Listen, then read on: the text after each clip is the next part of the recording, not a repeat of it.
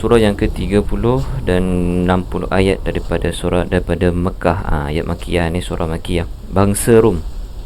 Sebab dia dinamakan surah Rum adalah kerana di zaman Rasulullah SAW, kerajaan Parsi dan Rum saling berperang. Ketika zaman Nabi, Rum dan Parsi saling berperang. Parsi menang dan Rum hancur lebur. Lalu turunlah ayat-ayat yang memberitahu kaum mukminin, kaum orang yang beriman, bahawa Rom akan mengalahkan Parsi di dalam beberapa tahun, antara 3 hingga ke 9 tahun.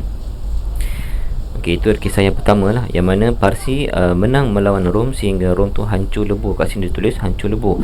Sehinggalah turun ayat-ayat daripada Al-Quran dalam surah Ar-Rum ini yang mengatakan bahawa Rom akan mengalahkan semula Parsi dalam 3 hingga 9 tahun. Ayat-ayat Al-Quran, maksudnya Allah Ta'ala punya wahyu memberitahu bahawa Rom akan mengalahkan Parsi semula. Okey, fakta yang ada adalah, tahukah anda manusia tidak pernah kenal erti cukup?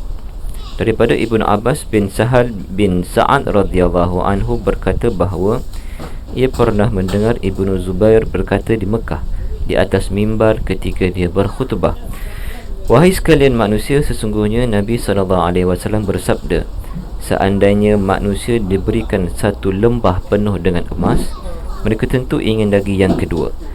Jika mereka diberi yang kedua, mereka ingin lagi yang ketiga. Tidak ada yang mampu menghalang isi perutnya selain tanah. Dan Allah Maha menerima taubat siapa sahaja yang mahu bertaubat. Ini adalah hadis atau yang mana dikatakan Nabi berkata, kalau kita diberikan satu lembah ataupun tempat, lembah ni tempat yang rendah tau, yang penuh dengan emas, kita tak akan cukup, kita nak akan yang kedua, lembah yang kedua. Dan jika kita dapat yang kedua pun, kita nak akan yang ketiga. Itu yang dikatakan manusia tak pernah kenal erti cukup. Jadi sentiasalah kita amalkan sifat qanaah ataupun sikap berpada-pada ataupun sikap sederhana, yang mana apa yang ada kita gunakan apa sahaja yang ada, sentiasa bersyukur dengan Allah Ta'ala dengan nikmat yang Allah bagi. InsyaAllah jika kita bersyukur, Allah akan tambahkan lagi nikmat-nikmatnya kepada kita, insyaAllah.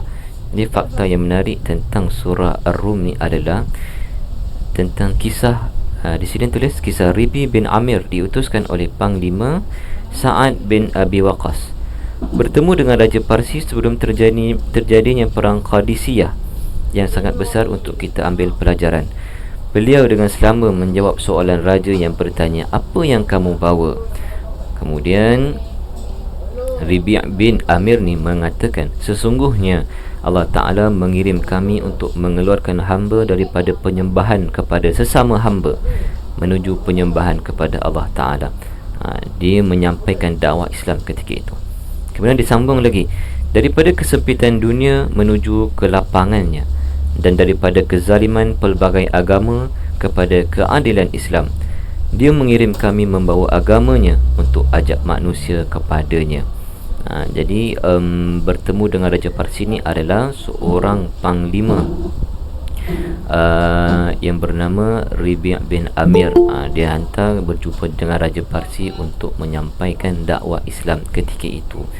Jadi itulah antara kehebatan orang-orang ataupun sahabat-sahabat dia bermujahadah menyampaikan agama Islam, bukan sahaja di kota Mekah, bukan sahaja di kota Madinah, malah seluruh negara juga. Okey, itu untuk surah Ar-Rum. Kita dah masuk surah Ar-Rum. Surah Ar-Rum ni panjang sebenarnya. Okey, jadi kita terus sambung muka surat 405. Okey, kita mula daripada atas Cik Anissa.